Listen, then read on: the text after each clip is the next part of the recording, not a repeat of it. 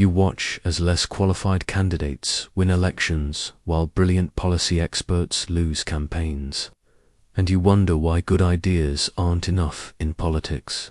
Every day you see politicians make decisions that seem illogical or immoral, yet somehow they maintain power while idealistic leaders fall by the wayside, leaving you frustrated with the entire political process. I am Niccolò Machiavelli, and I spent my life studying how power really works, not how we wish it worked, but how it actually operates in the hands of those who wield it successfully. For over 500 years, my insights into political thinking have guided leaders who understood that governing requires a fundamentally different mindset than any other human endeavor.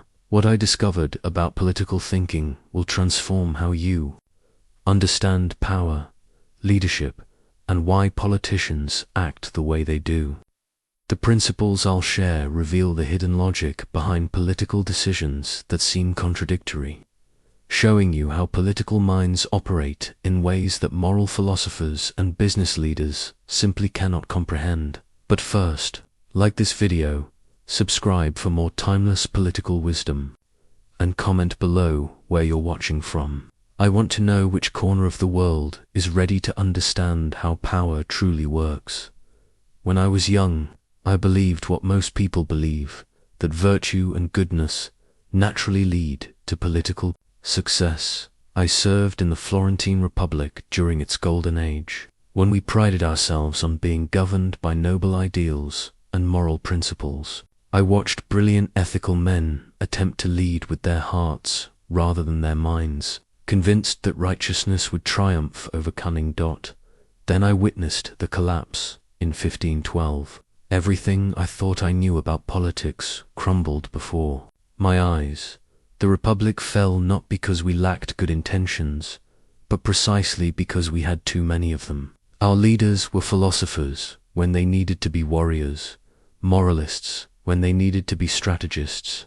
They approached politics the way a priest approaches theology, with pure motives and noble thoughts. The Medici returned to power not through superior virtue, but through superior understanding of how power actually functions. They thought like politicians while we thought like academics.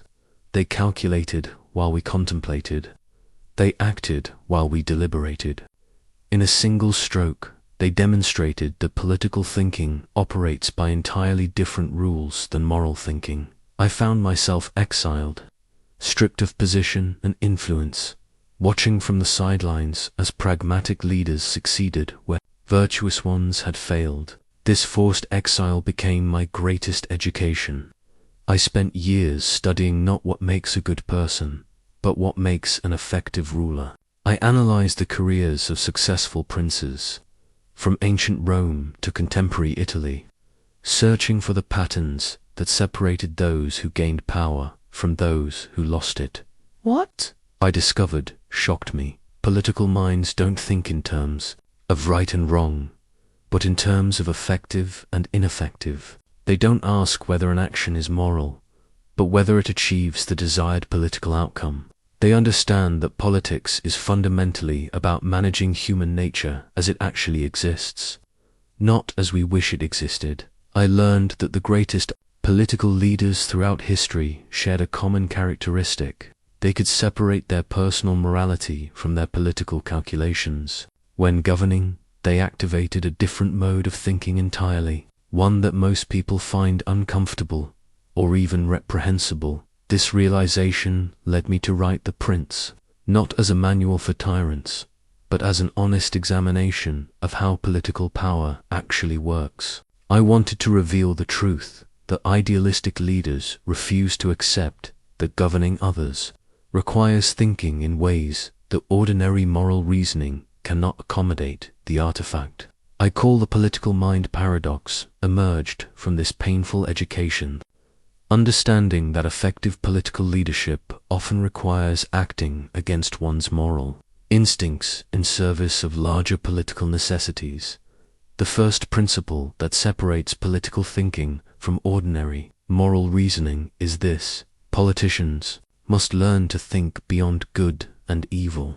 This doesn't mean they become immoral monsters. It means they develop the capacity to make decisions based on political necessity rather than moral preference. I discovered this principle while studying Cesare Borgia, a leader whom many considered ruthless and calculating. Yet Borgia understood something that his more virtuous contemporaries missed at sometimes. A leader must commit small cruelties to prevent larger ones. When he conquered the Romagna, he appointed a harsh governor to restore order through brutal efficiency. Once order was established, he had the governor executed publicly, satisfying the people's desire for justice while maintaining the benefits of the harsh rule. This is what I call the lion and the fox metaphor, the artifact that explains political duality. A politician must be like a lion when strength is required, and like a fox when cunning is needed. The lion represents the capacity for decisive, even violent action when circumstances demand it. The fox represents the ability to navigate through deception and strategic thinking when direct force would fail. Most people can embody one or the other, but political minds must seamlessly transition between both modes depending on what the situation requires. A purely moral leader refuses to be the fox, believing deception is always wrong. A purely cynical leader fails to be the lion when decisive moral action is politically necessary. The political mind transcends both limitations. I watched Pope Julius to demonstrate this principle perfectly. When diplomacy failed to reclaim papal territories, he personally led armies into battle the lion. When military force proved insufficient, he formed complex alliances through careful negotiations and strategic promises the fox. He never allowed his personal preferences to override political necessity. Consider how this applies to modern political thinking. A contemporary leader might personally oppose certain military interventions on moral grounds, but support them when they serve larger political objectives like preventing greater conflicts or maintaining crucial alliances. The political mind doesn't ask, is this action morally pure? But rather, what are the long-term consequences of action versus inaction? This thinking pattern explains why politicians often seem hypocritical to those who think in purely moral terms. They're not necessarily being dishonest. They're operating from a framework that prioritizes outcomes over consistency. When circumstances change, their positions change accordingly.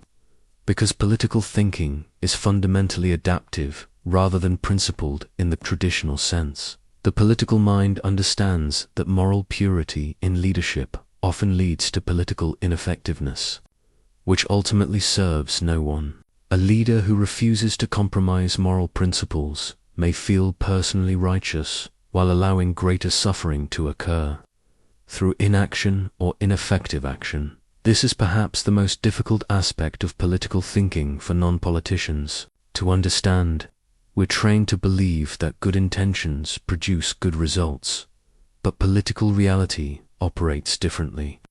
The political mind grasps that the relationship between moral intentions and political outcomes is complex and often inverse. When I advise that a prince must learn to not be good when circumstances require it, I'm not advocating for evil a mime, acknowledging that political leadership sometimes demands actions that personal morality would reject, but political necessity demands for the greater good of those being governed. Political minds operate like sophisticated calculating machines, constantly processing multiple variables that non-political thinkers rarely consider. When a politician approaches any decision, they're not simply weighing right against wrong.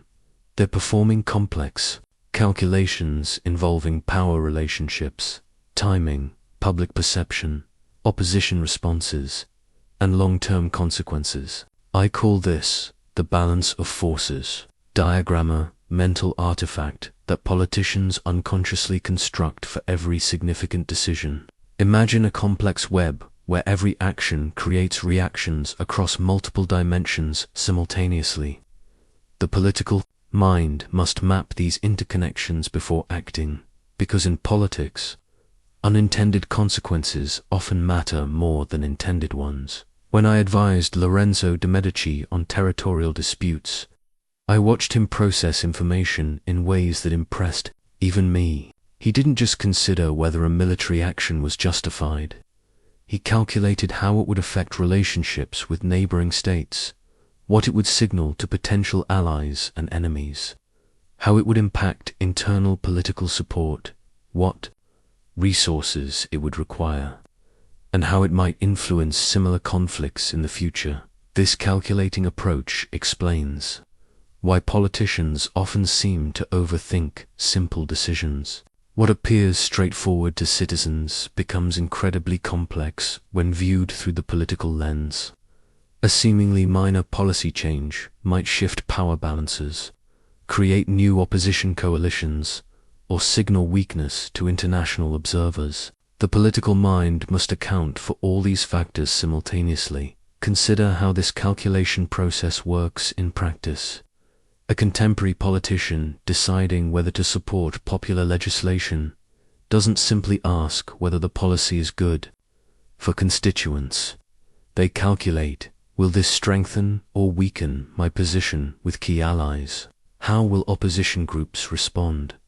What precedent does this set for future decisions? What are the budgetary implications? How will this affect my ability to pursue other priorities? What are the risks if I oppose popular opinion versus the risks if I support it? The political mind develops sophisticated frameworks for processing these multiple variables. They learn to think probabilistically rather than deterministically.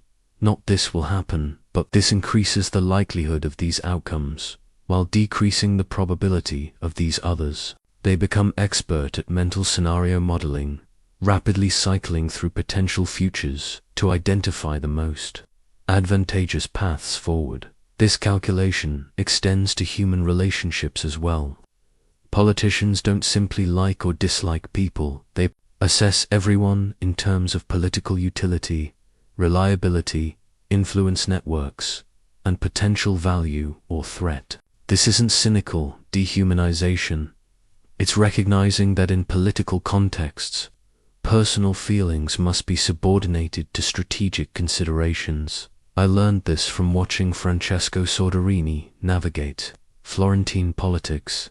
He maintained warm, personal relationships with political opponents while simultaneously working to undermine their positions. He could share dinner with someone while planning their political defeat, not from malice, but from understanding that personal relationships and political relationships operate in separate domains. The most sophisticated political calculation involves timing. The political mind understands that the same action can succeed or fail dramatically depending on when it's executed. They develop an intuitive sense for political seasons, when the public is receptive to certain messages, when opposition is weak, when internal resources are available for major initiatives. This calculating nature makes politicians appear cold or manipulative to those who think emotionally rather than strategically. But the political mind recognizes that emotional decision-making in political contexts often produces outcomes that serve no one's interests effectively. The calculation process never stops. Even during casual conversations, the political mind continues processing information, identifying opportunities, assessing threats, and updating their mental maps of the political landscape. This constant calculation is both the source of political effectiveness and the burden that separates political thinking from ordinary human interaction. Perhaps no aspect of political thinking confuses non-politicians more than the strategic choice between inspiring fear versus inspiring love. Most people assume that being loved is always preferable to being feared, but the political mind understands that this assumption can be fatal to effective leadership. I developed what I call the Prince's Dilemma after observing countless leaders navigate this choice. The dilemma isn't moral, it's practical. Love is wonderful when it exists, but it's unreliable as a foundation for political authority. Fear, while less pleasant, provides more consistent political control when properly managed. During my diplomatic missions, I observed leaders who were genuinely beloved by their people. These leaders often found themselves paralyzed when difficult decisions were required. Citizens who loved their leader would still resist policies that went against their immediate interests. Love didn't translate into compliance when personal sacrifice was required. Worse, beloved leaders often hesitated to take necessary but unpopular actions, fearing the loss of affection that defined their political identity.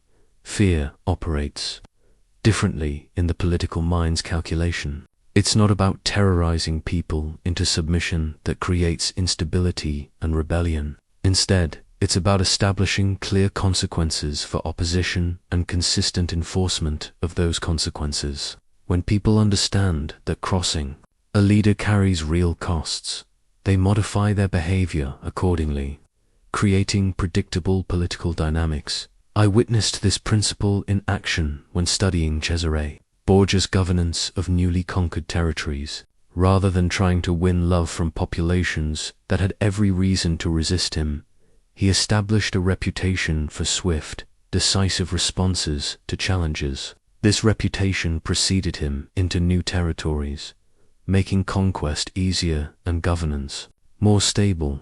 People complied not from affection, but from rational calculation of consequences. The political mind understands that fear can be generated through competence rather than cruelty. A leader who consistently follows through on promises, positive and negative, generates a form of fear that's actually respect for their reliability. Opposition groups learn to take such leaders seriously because they know their words carry weight. Love, by contrast, is often based on wishful thinking rather than realistic assessment. People love leaders who tell them what they want to hear, promise easy solutions, or avoid difficult decisions. But these same people will withdraw their love the moment reality intrudes and hard choices must be made. The most sophisticated political minds try to be both feared and loved, but when forced to choose, they understand that fear provides a more stable foundation for authority. This choice isn't made from sadistic impulses, but from practical recognition that leadership often requires, making decisions that serve long-term interests at the expense of short-term popularity. Modern political examples demonstrate this principle constantly. Leaders who prioritize being liked often find themselves unable to implement necessary but unpopular policies. They become prisoners of public opinion, reactive rather than proactive. Leaders who establish clear consequences for opposition, while not necessarily beloved, retain the authority to make difficult decisions when circumstances require them. The key insight that separates political thinking from ordinary relationship dynamics is this: personal relationships can be based primarily on affection, but authority relationships require respect for consequences. The political mind grasps that leadership isn't friendship, it's a different category of human interaction entirely, governed by different rules and requiring different strategies. This understanding allows political leaders to make the strategic choice between fear and love based on circumstances rather than personal preference or moral ideology. The political mind embraces flexibility as a virtue, while most people view consistency as the highest moral standard. This represents another fundamental difference between political thinking and ordinary moral reasoning, where others see principled consistency. The political mind sees potential rigidity that can lead to political destruction. I call this the political weather vane, not as a criticism, but as recognition of a sophisticated survival mechanism. Just as a weather vane must move with changing winds to accurately indicate direction, political minds must adapt to changing circumstances to remain effective leaders. During my years observing successful rulers, I noticed that the most enduring leaders shared a common characteristic: they could change positions when circumstances changed, without experiencing this as moral failure or personal weakness. They understood that what worked in one situation might be disastrous in another, and they adjusted accordingly. Pope Alexander VI demonstrated this principle throughout his reign. When military strength served his objectives, he acted decisively and forcefully. When negotiation offered better outcomes, he became diplomatic and conciliatory. When circumstances required spiritual leadership, he emphasized his religious authority. He moved fluidly between these different approaches based on what each situation demanded.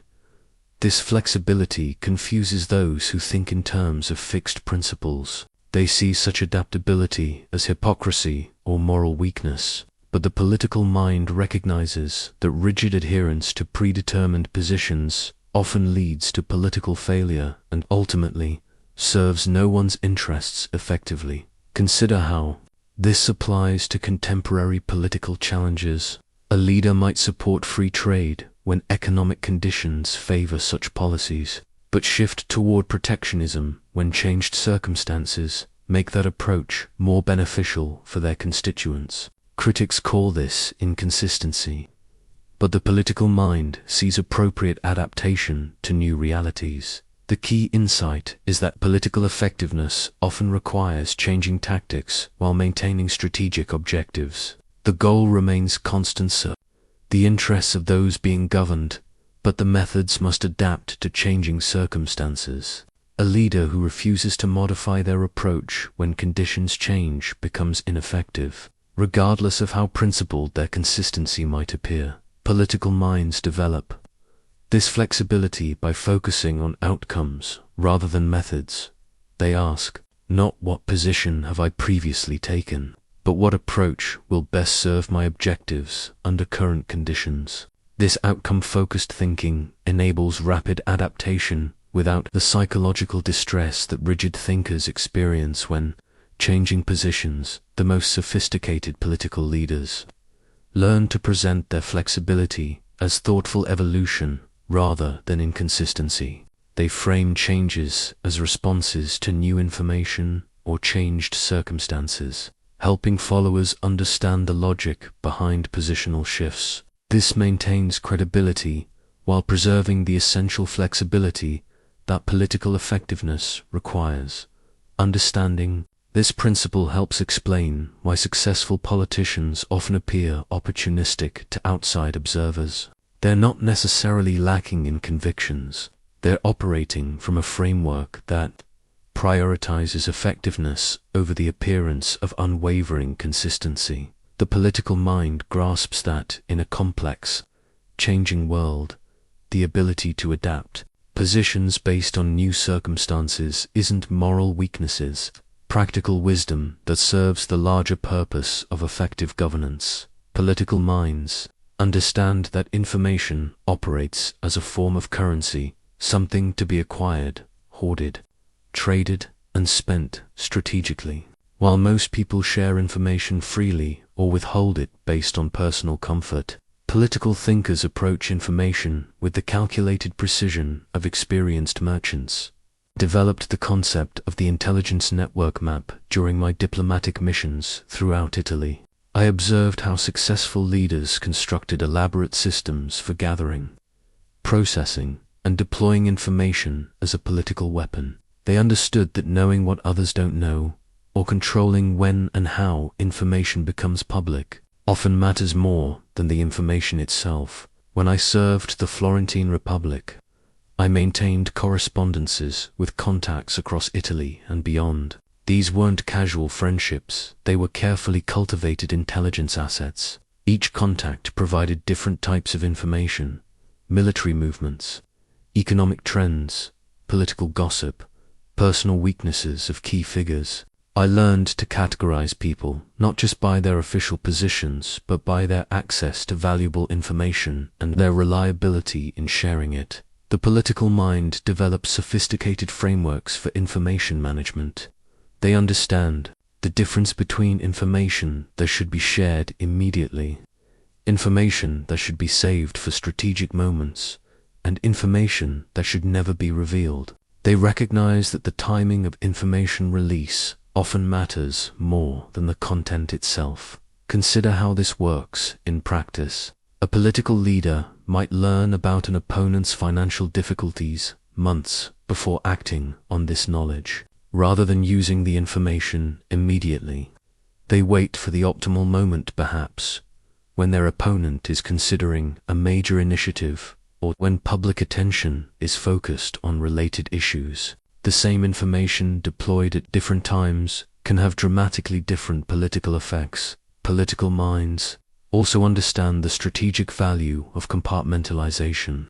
They share different pieces of information with different people, ensuring that no single individual outside their inner circle possesses a complete picture of their plans or knowledge. This prevents leaks while maintaining multiple information streams that can be controlled independently. I watched Lorenzo de' Medici master this principle during territorial negotiations.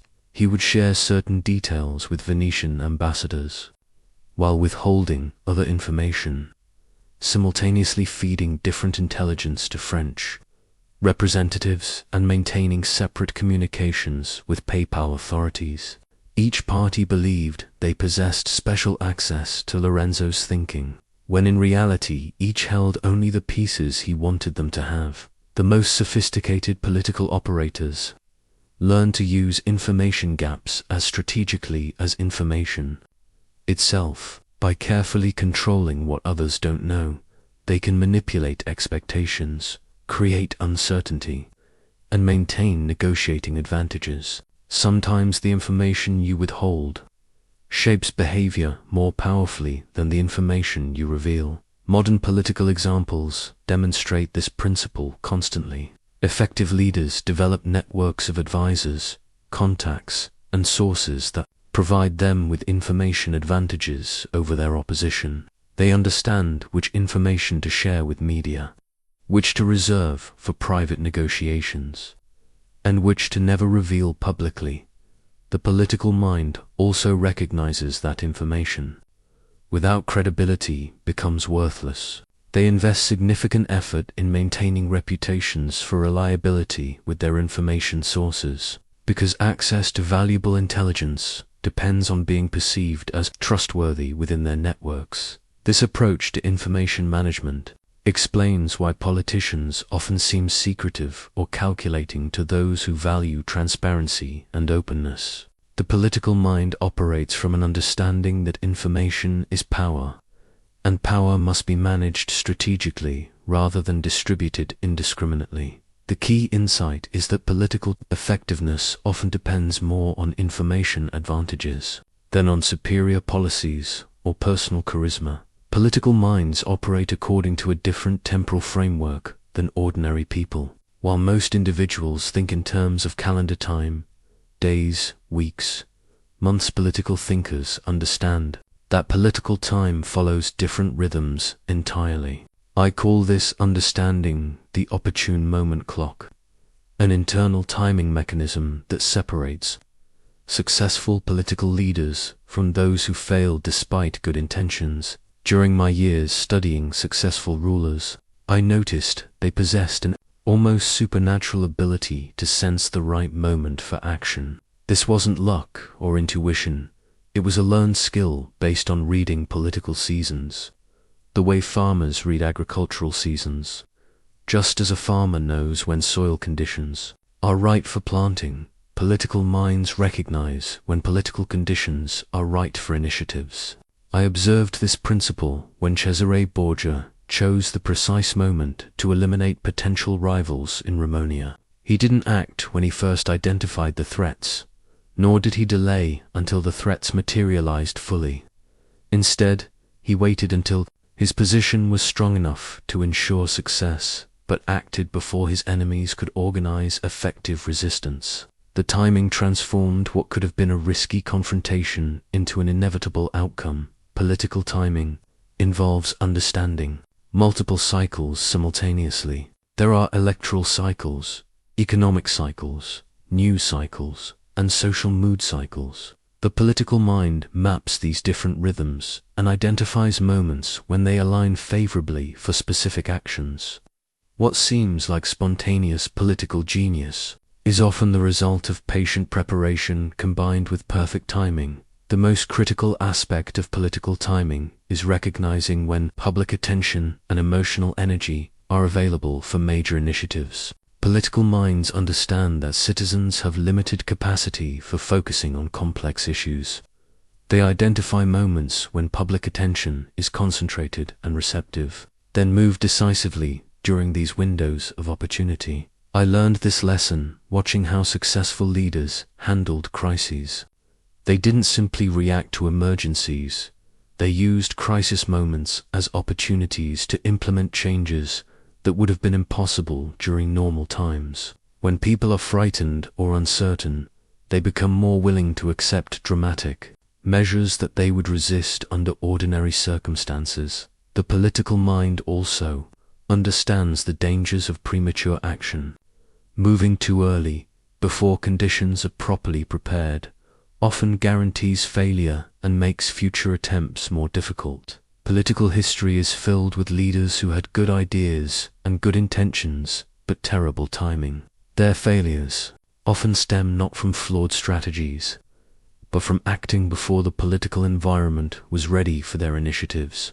Conversely, political minds recognize that opportunities have expiration dates. Waiting too long can be just as destructive as moving too early. The skill lies in distinguishing between patience and hesitation, between strategic waiting and missed opportunities. Modern political examples demonstrate this principle constantly. Successful leaders introduce controversial policies during periods when opposition is weakened or distracted. They announce good news when they need to build momentum and reveal bad news when attention is focused elsewhere. They understand that the same policy proposal can succeed or fail dramatically based purely on timing. The political mind develops this temporal sensitivity through constant attention to mood shifts, attention cycles, and power dynamics. They learn to feel the rhythm of political life, the way musicians feel musical rhythm, as an internalized timing mechanism that guides when to act and when to wait. This sophisticated approach to timing explains why political leaders often seem to move at frustratingly slow or surprisingly rapid paces compared to what circumstances seem to demand. One of the most sophisticated aspects of political thinking involves the deliberate management of appearances as distinct from reality. Political minds understand that in the realm of power, perception often shapes reality more powerfully than facts themselves. I call this the public persona, masked not as deception, but as a strategic tool for effective governance. During my observations of successful rulers, I noticed they all possessed an almost theatrical awareness of how their actions would be interpreted by different audiences. They understood that the same behavior could be seen as strength by supporters and weakness by opponents, wisdom by some and foolishness by others. This awareness led them to craft their public presentations with the precision of master performers. I watched Pope Julius II demonstrate this principle brilliantly during military campaigns. In private, he was often uncertain and consulted extensively with advisors before making decisions. In public, he projected absolute confidence and divine authority. He understood that showing uncertainty to his armies would create doubt and hesitation that could lead to military defeat. The public mask of confidence became a strategic necessity for achieving the private reality of victory. Political minds learn to separate their authentic selves from their public roles. This isn't dishonesty, it's recognition that leadership requires presenting whatever image will best serve the interests of those being governed. Sometimes this means appearing more confident than you feel, sometimes more decisive than circumstances warrant, sometimes more sympathetic than your natural temperament would suggest. The most sophisticated political operators understand that different audiences require different presentations of the same leader. What appears as strength to international opponents might appear as aggression to domestic constituencies. What seems like compassionate leadership to supporters might seem like weakness to rivals. The political mind learns to modulate their presentation based on which audience they're addressing and what response they need to generate. I observed this multi-audience management when studying how Lorenzo de' Medici handled simultaneous negotiations with French, Papal, and Venetian representatives. To the French, he emphasized his independence from papal authority. To papal officials, he stressed his Catholic devotion. To Venetians, he highlighted his commercial pragmatism. Each group saw the version of Lorenzo that would make them most likely to accept his proposals, while the core strategic objectives remained consistent across all interactions. This appearance management extends to the timing and manner of public communications. Political minds understand that how you say something often matters more than what you say. They learn to craft messages that will be interpreted favorably by target audiences while maintaining plausible alternative interpretations for other groups. The political mind also recognizes that authenticity, while personally satisfying, can be politically suicidal. Leaders who insist on always being genuine often fail to provide the leadership that situations require. Sometimes effective leadership demands projecting calm during crisis, confidence during uncertainty, or determination during doubtress of internal emotional states. This principle explains why politicians often seem artificial or calculated.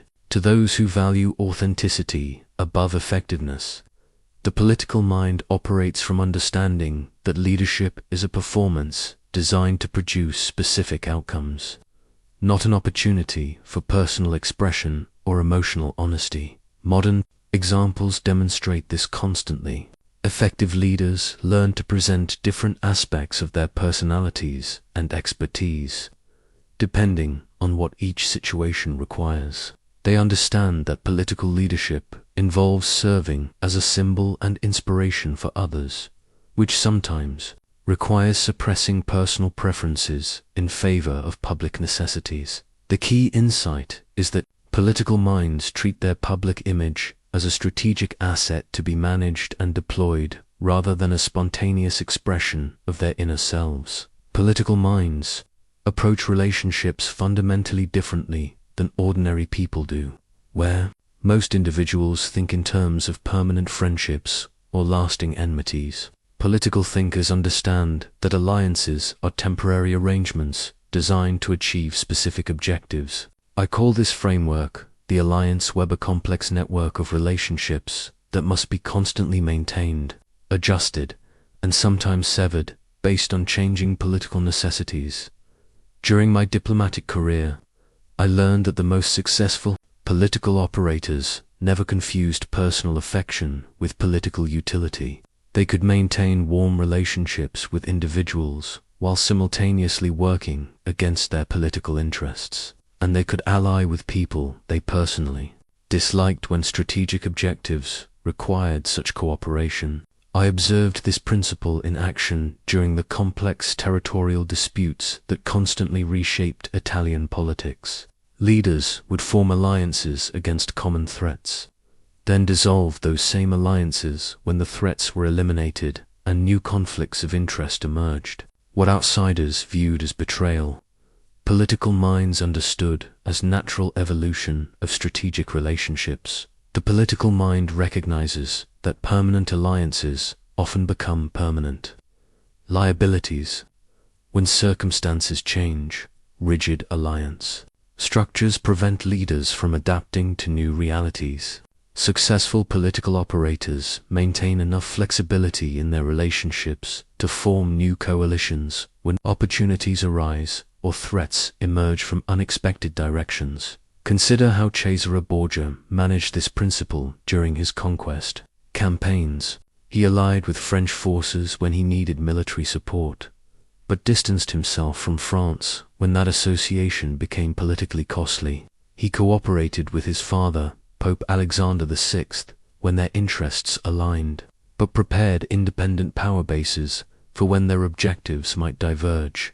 Each relationship served specific purposes without creating permanent obligations that might limit future options. This approach to relationships explains why political minds often seem untrustworthy to those who think in terms of permanent loyalty. But the political perspective recognizes that absolute loyalty to individuals can become disloyalty to the larger purposes that leadership is meant to serve. Sometimes serving the interests of your constituents requires ending relationships with people who have become political liabilities.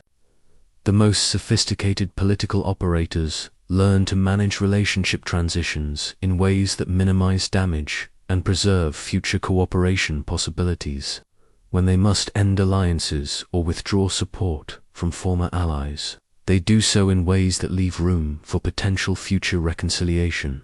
They understand that today's opponent might become tomorrow's necessary partner. Political minds also develop systematic approaches to coalition building. They identify potential allies based on shared interests rather than personal compatibility. They understand which groups or individuals bring what resources to potential alliances: votes, funding, expertise, legitimacy, access to other influential networks. They construct coalitions like architects design buildings with careful attention to what each element contributes to the overall structure. The timing of alliance formation and dissolution becomes crucial to political success. Moving too early to build coalitions can alert opposition groups and allow them to organize counter-alliances. Moving too late can mean missing opportunities when potential allies are available and motivated. Political minds develop sophisticated timing skills for relationship management. This strategic approach to relationships also involves maintaining multiple option sets simultaneously. Rather than committing fully to single alliances, political minds often maintain partial relationships with several potential coalition partners, preserving flexibility to form different combinations as circumstances change. The principle extends to managing betrayals when they become necessary. Political minds understand that how you end relationships affects your ability to form new ones. Leaders who betray allies carelessly develop reputations that make future coalition building difficult.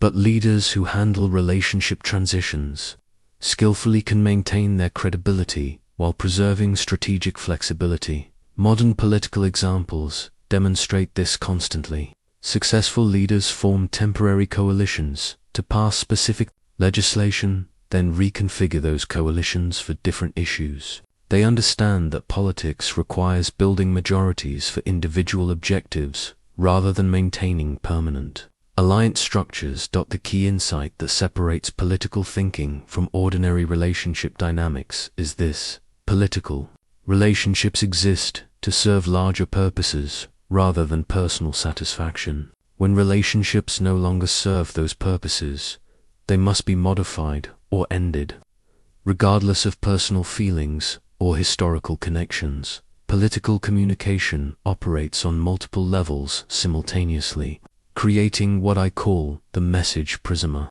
single statement that refracts differently depending on the audience receiving it. Political minds develop the sophisticated ability to craft communications that convey different meanings to different listeners, while maintaining plausible consistency across all interpretations. During my diplomatic missions, I learned that successful political communicators rarely say exactly what they mean in the way that ordinary conversation requires. Instead, they speak in layers, embedding multiple messages within single statements. This allows them to satisfy diverse constituencies with the same words, while preserving flexibility for future actions.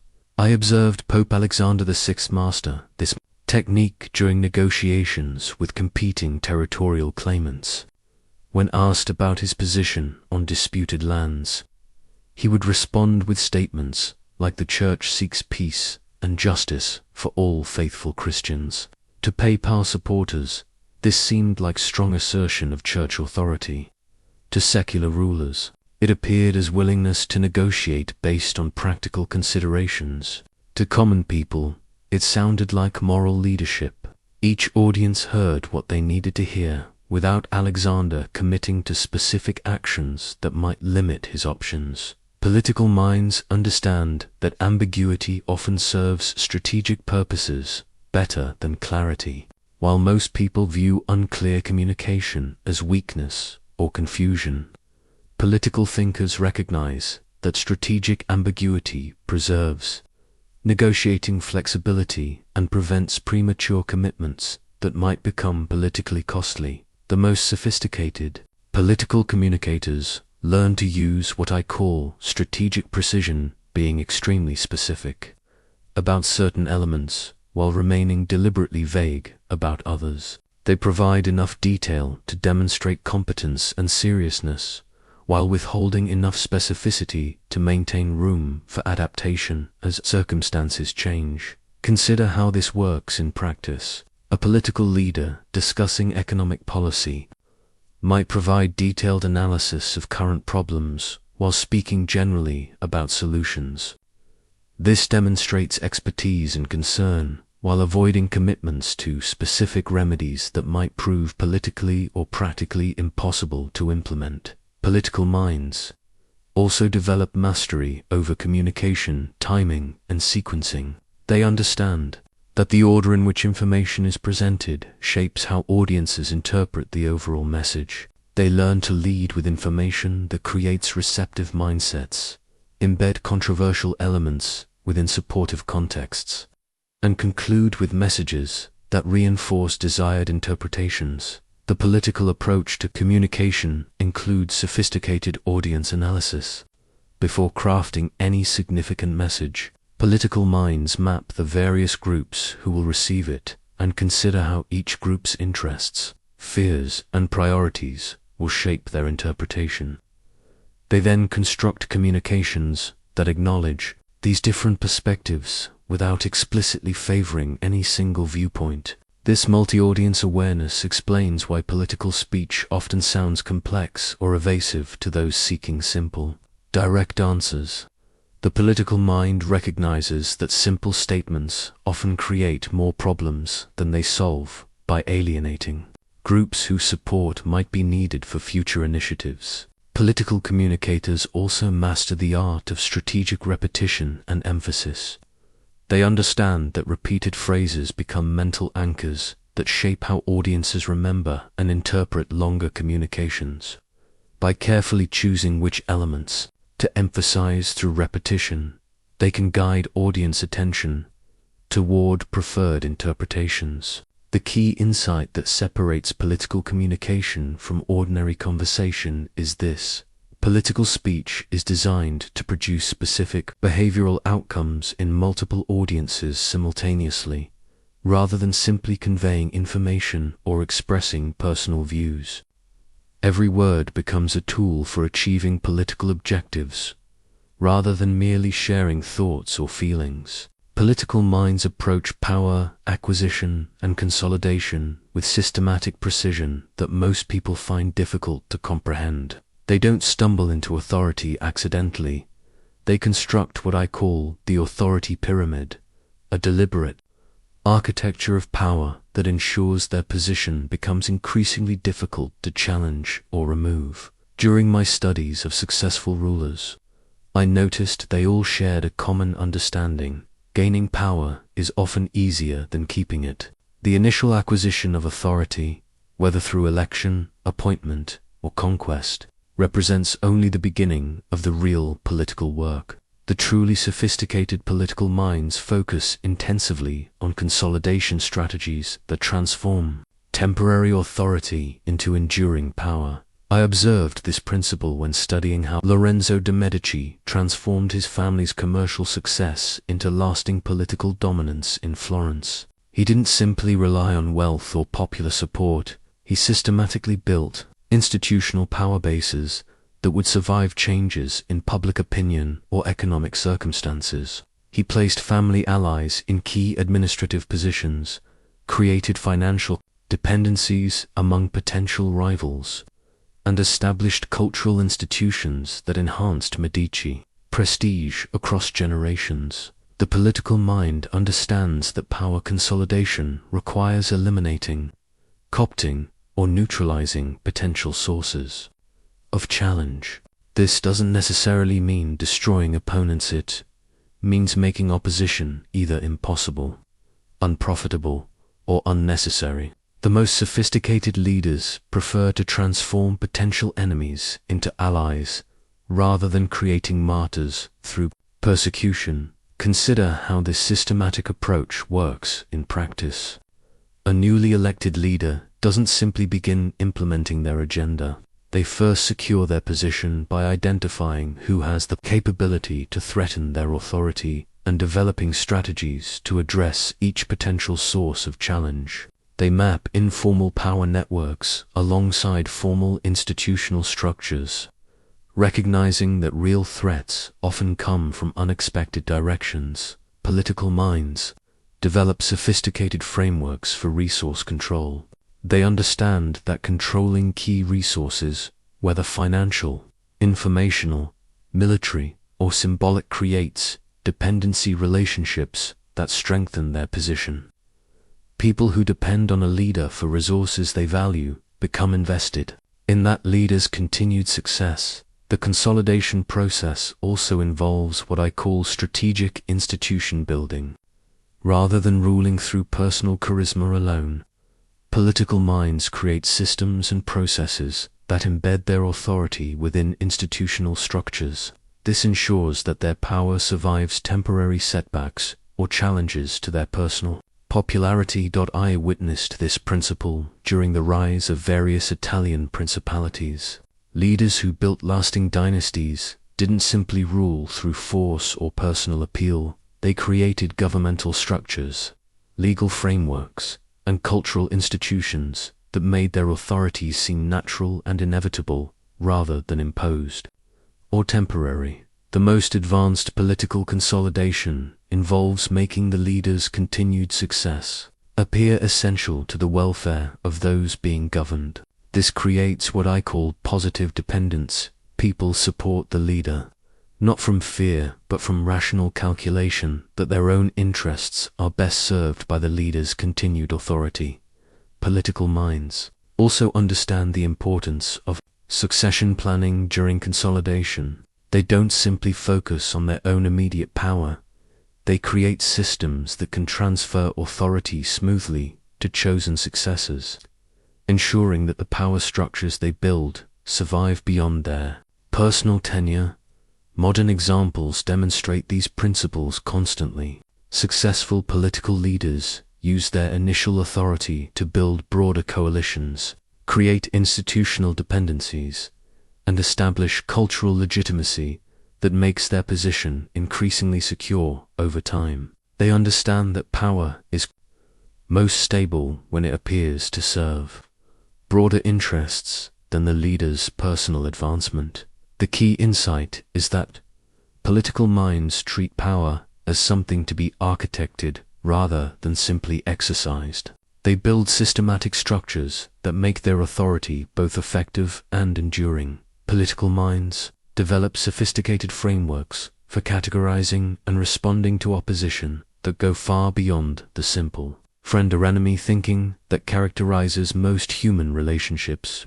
I call this the opposition matrix, a strategic classification system that determines whether to ignore, co-opt, neutralize, or eliminate different types of political challenges. During my years observing successful leaders, I learned that they never treat all opposition the same way. Instead, they analyze each source of resistance based on multiple factors: the opponent's capability to cause damage, their level of commitment to opposition, their resource base, their popular support, and the broader strategic implications of different response approaches. I watched Cesare Borgia demonstrate this principle brilliantly during his consolidation of Romagna.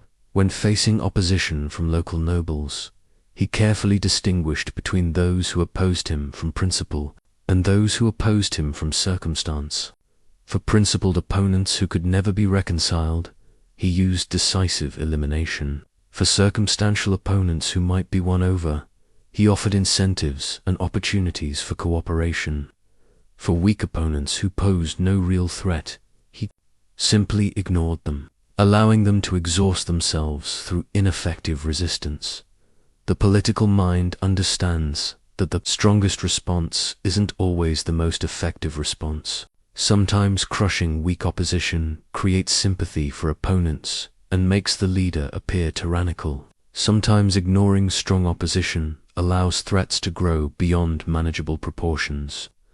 The skill lies in calibrating responses precisely to the nature and magnitude of each specific challenge. Political minds also recognize that opposition often serves useful purposes that shouldn't be eliminated entirely. Controlled opposition provides early warning systems for policy problems, creates opportunities to demonstrate leadership capabilities, and gives followers a sense that their leader can handle challenges effectively. The most sophisticated leaders learn to manage opposition rather than simply destroying it. Consider how this strategic thinking applies to dealing with internal, organizational challenges. A political mind facing resistance from within their own coalition doesn't immediately move to punish or remove the resistors. Instead, they analyze whether the resistance signals legitimate concerns that should be addressed, whether it represents personal ambition that might be redirected, or whether it constitutes genuine disloyalty that requires decisive response. The timing of opposition responses becomes crucial to political success. Acting too quickly against challenges can appear panicked or authoritarian. Acting too slowly can allow opposition to gain strength and momentum. Political minds develop sophisticated sensing mechanisms for detecting when opposition is building toward dangerous levels, and when it's likely to dissipate naturally. Political minds also understand the strategic value of converting opponents into supporters when possible. A former enemy who becomes an ally often proves more loyal than someone who never faced the choice between opposition and cooperation. The conversion process demonstrates the leader's strength while potentially bringing valuable capabilities into their coalition. The most advanced political operators learn to use opposition as a tool for strengthening their own position. By allowing certain types of challenges to emerge, they create opportunities to demonstrate their competence, rally supporter loyalty, and identify potential weaknesses in their own strategies before they become serious problems. Modern political examples show this principle operating constantly. Effective leaders distinguish between opposition that represents genuine policy disagreements and opposition that masks personal ambition or partisan positioning.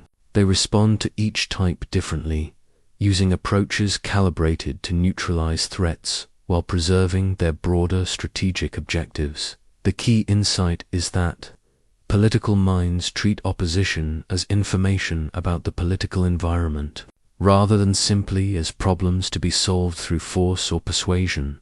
Political minds operate according to a unique economic framework that I call the political investment portfolio, a sophisticated understanding of how to allocate limited political capital for maximum strategic return. Unlike financial economics, political economics deals in currencies of influence, credibility, public attention, and relationship capital that follow different rules than monetary transactions. During my diplomatic career, I observed how successful leaders treated their political resources with the same careful attention that successful merchants devoted to their financial portfolios. They understood that every political action has costs, and that political capital, once spent, must be replenished through successful outcomes or enhanced reputation. I learned this principle watching Lorenzo de' Medici navigate the complex relationships between Florence and its neighbors. Lorenzo never expended his influence carelessly. He calculated the political cost of every intervention and weighed it against potential benefits. When Venice threatened Florentine trade routes, he didn't immediately deploy his full diplomatic capabilities. Instead, he used minimal resources to test various approaches, escalating his investment only when initial strategies showed promise of success. Political minds understand that their most valuable resource is often their reputation for effectiveness. This reputation allows them to achieve objectives with minimal expenditure of other resources, because people believe their initiatives will succeed.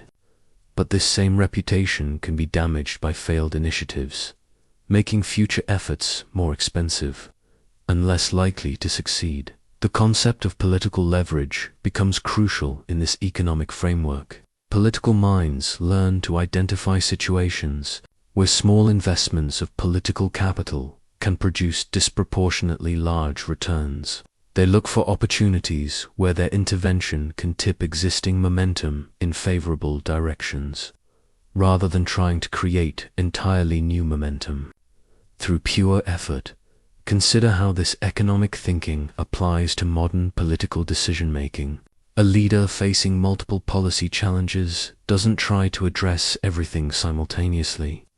Instead, they prioritize initiatives based on political return on investment, which battles are winnable, which victories will generate resources for future initiatives, and which defeats might be survivable if necessary. Political minds also develop sophisticated understanding of political debt and credit.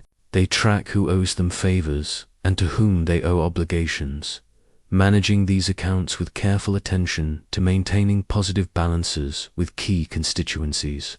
They understand that political debts, unlike financial debts, often appreciate rather than depreciate over time. Favor granted today might be worth significantly more when collected in the future. The timing of political investments follows economic principles similar to financial markets.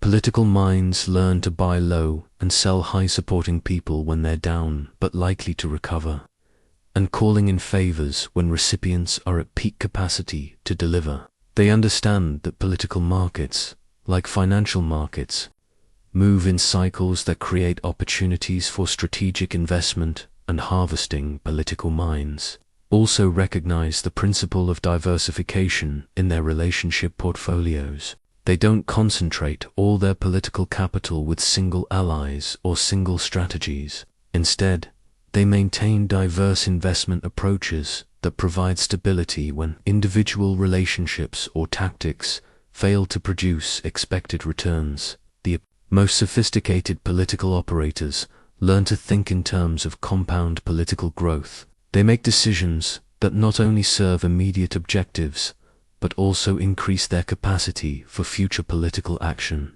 Every successful initiative should generate additional resources, enhanced reputation, new relationships, expanded influence networks that can be invested in increasingly ambitious objectives. Modern examples demonstrate this economic thinking constantly. Successful leaders carefully ration their involvement in controversial issues, understanding that taking strong positions on everything dilutes their effectiveness when they need to take strong positions on truly important matters. The key insight is that political minds treat their influence as a finite resource that must be invested strategically, rather than spent impulsively or hoarded indefinitely. Political minds approach crises fundamentally differently than most people do. Where others see disasters to be survived, political thinkers recognize opportunities for transformation that would be impossible under normal circumstances. I call this the crisis transformation engine, the ability to convert emergencies into advantages through strategic thinking and decisive action. During my years studying leadership under pressure, I observed that the most successful political operators actually welcomed certain types of crises because they understood that emergency conditions create opportunities for changes that peaceful times would never permit. Crises concentrate public attention, reduce resistance to dramatic action, and create demand for strong leadership that political minds can supply. I witnessed this principle when studying how Pope Julius II handled the crisis of French invasion threats, rather than simply defending against French ambitions. Julius used the crisis atmosphere to to justify military campaigns that expanded papal territories and enhanced church authority. The external threat became justification for internal consolidation that would have been politically impossible during peaceful periods. Political minds understand that crises reshape the political landscape by changing what actions are considered acceptable or necessary. During emergencies, people become willing to accept government powers, resource allocations, and social changes that they would normally resist. The sophisticated political operator recognizes these windows of opportunity and prepares initiatives that can be implemented when crisis conditions make them politically feasible. The key insight is that political minds think several moves ahead. During crisis situations, while others focus on immediate crisis response, political thinkers simultaneously plan for post-crisis positioning. They ask not just how do we survive this emergency, but how can we emerge from this crisis stronger than when it began. Consider how this strategic thinking applies to contemporary crisis management.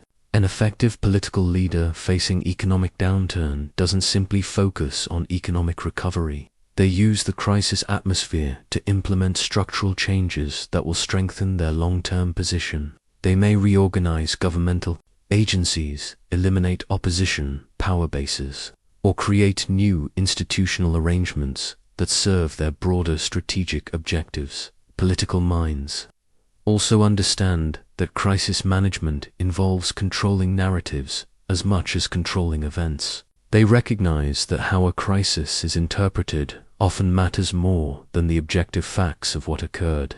By shaping public understanding of what caused the crisis and what solutions are required, political leaders can direct post-crisis energy toward their preferred outcomes. The timing element becomes crucial during crisis periods. Political minds learn to distinguish between moments when decisive action will be seen as strong leadership and moments when the same actions would appear opportunistic or insensitive. They develop sophisticated sensing mechanisms for reading public mood during emergencies and calibrating their responses accordingly. Political minds also prepare for crises during peaceful times by building what I call crisis infrastructure relationships, resources, and institutional capabilities that can be activated quickly when emergencies arise. They understand that crisis response depends heavily on preparation that must be completed before crises occur. The most advanced political operators learn to create controlled crises when they need to implement changes that would otherwise be politically impossible. By carefully orchestrating manageable emergencies, they can generate the public demand for a strong action that justifies their preferred policies. Modern examples demonstrate this principle constantly. Effective leaders use crisis periods to eliminate opposition, reorganize power structures, and implement policies that serve their long-term strategic objectives, while appearing to focus solely on crisis resolution. The key insight is that political minds treat crises as political opportunities, rather than simply operational challenges requiring technical solutions. Political minds operate on temporal horizons that extend far beyond their personal tenure in office. They think in terms of what I call the generational strategy mapper, long-term planning framework that considers how current decisions will shape political possibilities for decades or even centuries into the future. During my studies of enduring political leaders, I noticed they all shared a common characteristic. They thought beyond their immediate political survival toward institutional legacies that would outlast their personal authority. They understood that true political success isn't measured by temporary victories, but by lasting changes in how power operates within their societies. I observed this long-term thinking when studying how successful rulers approached institutional development. Rather than simply solving immediate problems, they created systems and precedents that would guide future decision-making. They built not just for their own political needs, but for the needs of their successors and the long-term stability of their realms. Consider how this manifests in political decision-making. A political mind choosing between policy options doesn't only evaluate immediate costs and benefits. They consider what precedents each choice establishes and how those precedents might be used by future leaders. They ask whether their decisions strengthen or weaken the institutional foundations they want to leave behind. Political minds also understand that legacy building requires balancing innovation with continuity. They recognize that changes implemented too rapidly often trigger backlash that destroys their innovations, while changes implemented too slowly may never achieve lasting impact. The skill lies in identifying the optimal pace of transformation that allows new systems to take root before opposition can organize effectively. The most sophisticated political operators learn to embed their values and priorities within institutional structures rather than relying on personal influence alone. They create governmental processes, legal frameworks, and cultural institutions that will continue advancing their objectives even when they're no longer present to direct them personally. This long-term perspective also shapes how political minds approach relationship building. They invest in developing younger leaders who can carry forward their principles and maintain their coalition structures across generational transitions. They understand that political movements must outlast their founders to achieve lasting significance. Political minds also consider how their actions will be interpreted by future historians and political theorists. They recognize that historical reputation affects contemporary political effectiveness. Leaders who appear to be building lasting legacies often receive more cooperation from those who want to be associated with enduring success. The challenge of legacy planning involves making decisions that serve both immediate political necessities and long-term strategic objectives. Sometimes these time horizons conflict, requiring political minds to sacrifice short-term advantages for long-term gains, or to accept immediate costs for future benefits. Modern examples demonstrate this principle constantly. Effective leaders make decisions based on how they want political systems to operate after they leave office, not just how they want those systems to serve their immediate needs. The key insight is that political minds treat their current authority as an opportunity to shape the long-term evolution of political power rather than simply as a chance to implement their personal policy preferences. The principles I discovered in 16th century Italian politics remain remarkably relevant in contemporary contexts, though they now operate through different mechanisms and institutions. What I call the contemporary power grid reveals how classical political thinking applies to modern organizational leadership, corporate strategy, and social influence in ways that transcend traditional governmental politics. In today's corporate environments, I observe leaders who understand political thinking achieving remarkable success while their technically competent but politically naive counterparts struggle despite superior expertise. The modern workplace operates according to power dynamics that mirror the Italian city-states. I studied complex coalitions, competing interests, resource scarcity, and the constant need to maintain authority while achieving objectives. Consider how contemporary business leaders apply political coalition building principles. Rather than relying solely on formal organizational charts, they map informal influence networks within their companies. They identify who really controls key resources, whose opinions shape group decisions, and which relationships can provide access to important information or support. This political mapping allows them to build effective coalitions for major initiatives. The principle of strategic flexibility proves especially valuable in modern contexts where technological and market changes occur rapidly. Leaders who think politically understand that rigid adherence to previous strategies often leads to failure when circumstances change. They maintain the agility to adapt their approaches while preserving their core strategic objectives. Information Management principles translate directly to contemporary leadership challenges. Modern political thinkers understand that information flows differently through digital networks than through traditional hierarchies. They learn to manage social media presence, control narrative development, and time information releases for maximum strategic impact. They recognize that in networked environments, influence often matters more than formal authority. The political approach to timing becomes crucial in modern environments where attention spans are limited and opportunity windows close rapidly. Contemporary leaders who think politically learn to recognize when their organizations or markets are ready for major changes and when resistance would be too strong to overcome. They understand digital attention cycles and use them strategically. For launching initiatives or managing crisis communications, modern political thinkers also apply classical principles to personal brand management and reputation building. They understand that professional success increasingly depends on how others perceive their competence, reliability, and value. They approach networking systematically rather than casually, building relationship portfolios that provide access to resources, information, and opportunities.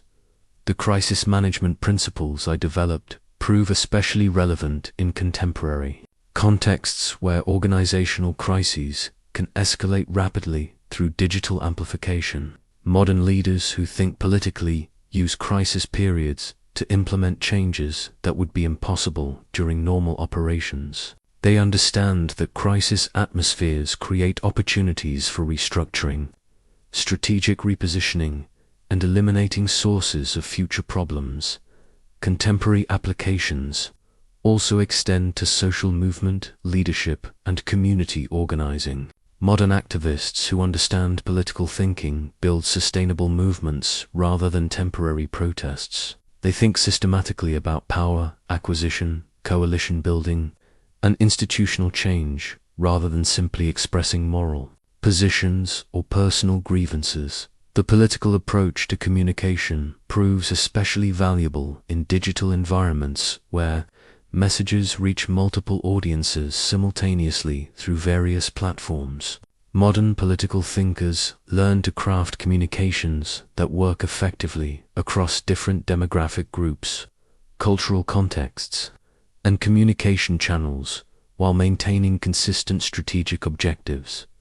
Perhaps most importantly, modern applications of political thinking help contemporary leaders understand that effectiveness often requires making decisions that serve long-term strategic interests rather than short-term emotional satisfaction. They learn to separate personal preferences from strategic necessities, maintaining focus on outcomes rather than methods. The key difference between classical and contemporary political thinking lies not in the fundamental principles, but in the speed and complexity of modern environments. Digital communications accelerate political cycles. Global connectivity multiplies the number of relevant stakeholders, and technological change creates constant uncertainty about which strategies will remain effective. However, the core insights remain constant. Success in complex environments requires understanding power relationships, building strategic coalitions, managing information flows, timing initiatives effectively, and maintaining focus on long-term objectives while adapting to changing circumstances. Modern leaders who master these political thinking principles gain significant advantages over competitors who rely solely on technical expertise, moral authority, or traditional management approaches. They understand that in any environment where multiple people compete for limited resources or influence, political skills often determine outcomes more than substantive capabilities alone. As I conclude this exploration of how political minds truly operate, I must share the heaviest burden that comes with understanding these principles: the psychological cost of thinking politically on a sustained basis. What I call the prince's crown represents not just the authority that political thinking can provide, but the isolation and moral complexity that this type of thinking demands. Throughout my life, I learned that political thinking requires a form of mental discipline that few people can maintain indefinitely. The constant calculation, the strategic approach to relationships, the separation of personal feelings from political necessities, these practices gradually change how a person experiences the world. Political minds often find it difficult to have purely personal relationships or spontaneous emotional responses, because the calculating habits become so deeply ingrained. This is why truly effective political leaders are rare. Most people lack either the intellectual capability to think systematically about complex power relationships or the emotional resilience to sustain the psychological demands that political effectiveness requires. They either retreat into simpler moral frameworks or burn out under the stress of constant strategic thinking. Yet for those who must navigate environments where power, influence, and competing interests collide, whether in government, organizations, or communities, understanding these principles becomes essential for achieving any meaningful objectives. The choice isn't between thinking politically and maintaining moral purity. It's between thinking politically and accepting ineffectiveness in complex human systems. My final advice for those who recognize they must develop political thinking capabilities is this: maintain clear understanding of your ultimate objectives and use political methods in service of those larger purposes. The danger lies not in learning to think politically, but in allowing political thinking to become an end in itself, rather than a means for serving something greater. The principles I've shared, from the necessity of choosing fear over love when required, to the strategic management of information and relationships, to the long-term thinking that builds lasting legacies, these remain as relevant today as they were 5 centuries ago, because they reflect permanent aspects of human nature and social organization. Political thinking isn't about becoming a better person in any conventional moral sense. It's about becoming a more effective person in contexts where effectiveness serves purposes larger than personal satisfaction. For those willing to bear this burden, political thinking provides tools for navigating complex human environments that no other approach can match. The crown of political authority, once assumed, can never be entirely removed. But for those committed to serving others through leadership, accepting this burden remains the price of genuine effectiveness in our complex and competitive world.